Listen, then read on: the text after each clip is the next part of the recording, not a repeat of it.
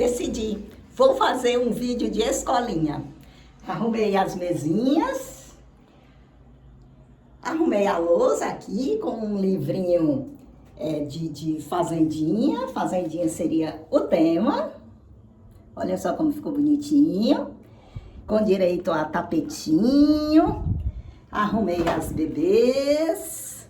Não arrumei a Carol, mas a Carol veio participar da aula. Mas as bebezinhas estão todas aqui, arrumadinhas. Pensei em que livros utilizar. Escolhi livros de fazendinha. Coloquei aqui para eles estudarem. A mesinha dos meninos com a Carol enxerida aqui. Eles estão lindamente dispostos, também com os seus livrinhos. Olha só.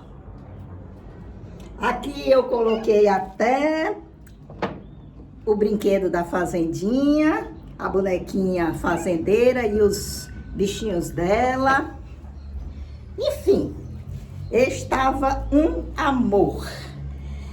Decidido o tema do vídeo, decidido o material a ser usado, agora faltava escolher a historinha. E aí eu vim aqui para a estante para escolher a história. Mas o sol ainda estava tão alto que eu disse, vou armar minha rede, local que eu adoro estar, e procurar aqui nas estantes qual é a historinha que eu vou utilizar. Então, vou lá armar a rede para continuar a falar para vocês o prosseguimento.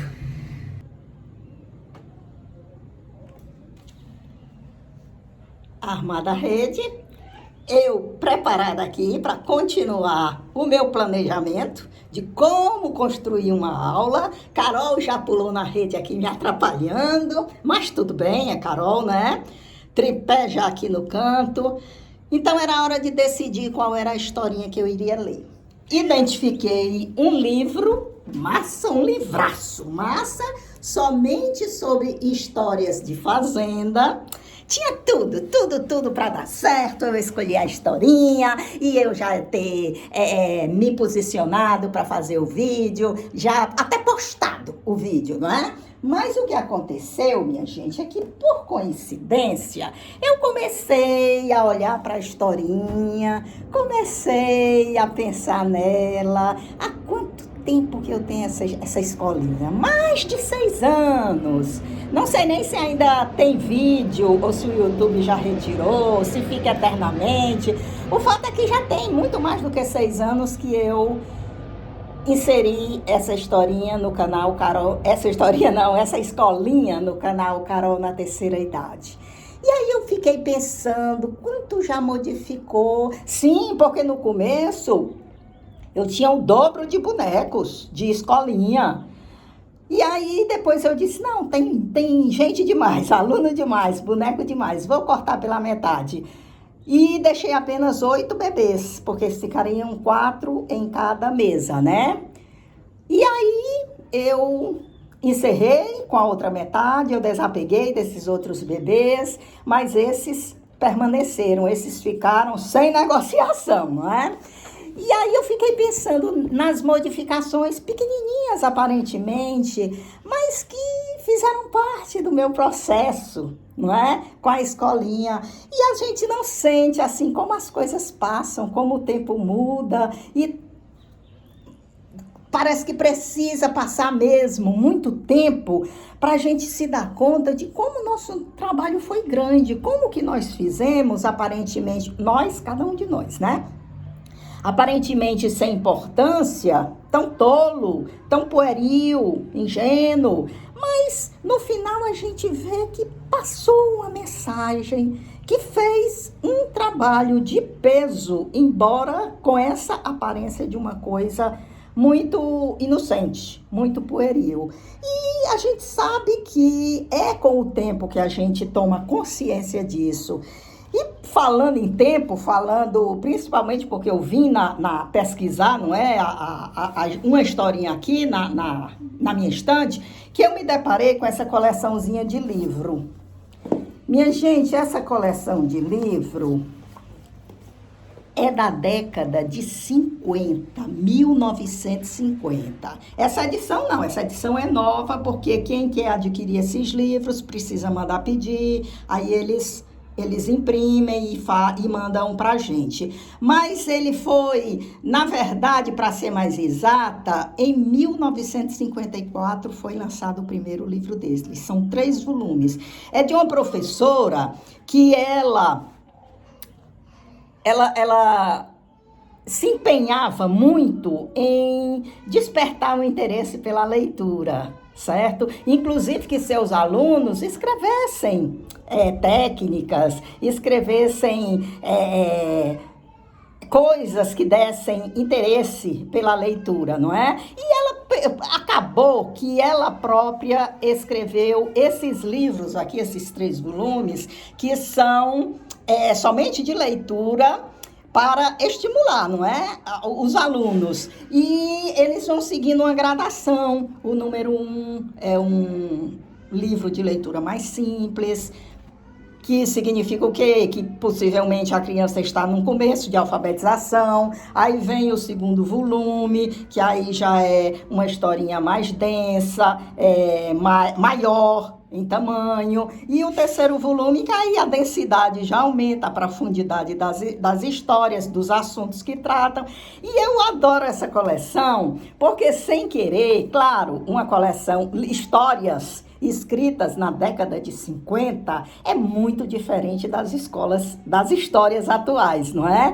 Então, isso para mim me faz viajar no tempo, porque quando eu leio uma historinha que, independente do assunto, ela traz um termo antigo, ela traz uma situação antiga, aí é uma novidade. De tão antigo que ficou, já virou uma novidade, porque a gente costumeiramente não vê isso, não é? E às vezes é uma coisa simples, mas que traz muitas recordações. Vou pegar um exemplo para vocês e vou ler uma historinha. Deixa eu mostrar as gravuras para vocês. Olha, eu vou ler essa história. Olha a gravurinha como é. Não tem aquele colorido dos livros de história atuais, não é? Não tem aquele chama, não é? Para a gente se fixar a atenção naquilo, naquelas cores, naquela padronização.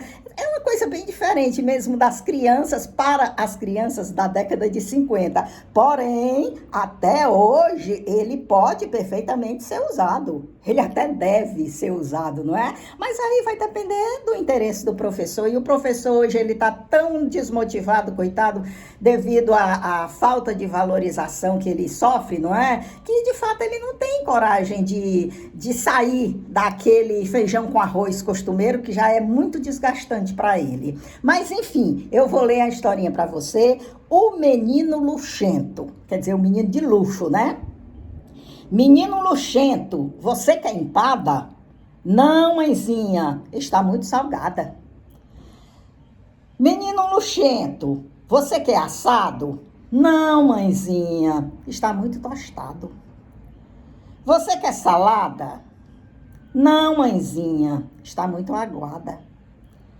Você quer pudim? Não, mãezinha, está muito ruim.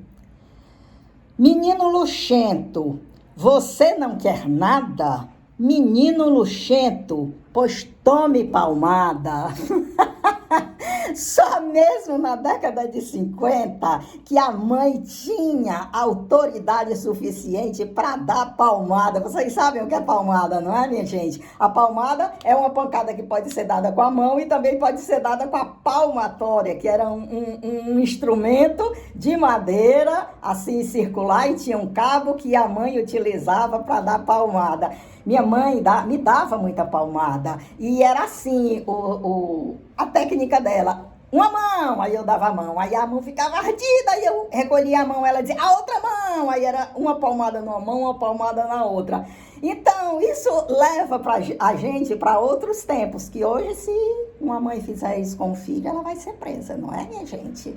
Então, são essas coisas que acabam despertando, assim, não só as recordações, as comparações de épocas que passam, não é? E que acabam fazendo, pelo menos no meu caso de hoje, eu acabei me perdendo nessas recordações. E quem viu eu fazer o vídeo? Não, terminei sem fazer o vídeo, agora já está quase escuro, então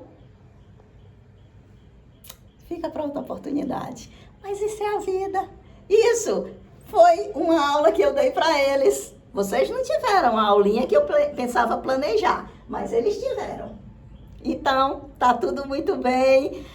Eu, ao invés de dar o prometido, que seria a aula, eu preferi conversar com vocês a respeito dessas coisas que acontecem, né? Da gente planejar uma coisa, mas começar a pensar em outra e viajar pensando nessa outra. E tudo faz parte, minha gente. Eu me senti como aula dada. Não sei se vocês consideram que esse vídeo tá valendo. Para mim tá. Então, um forte abraço para vocês e até uma outra oportunidade.